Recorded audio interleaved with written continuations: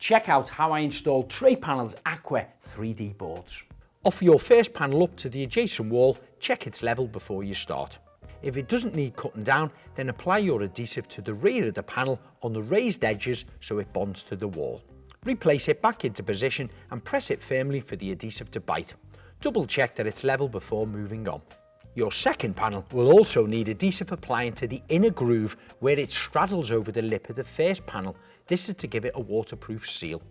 Tray Panels Aqua waterproof oak wood effect slats stand at 2,400mm high, 200mm wide and 12mm thick.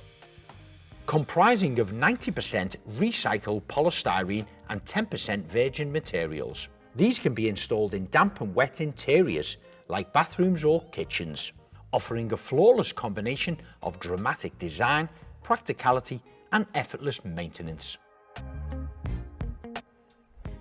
To see the full range of Tray Panels products, visit the website wallsandfloors.co.uk.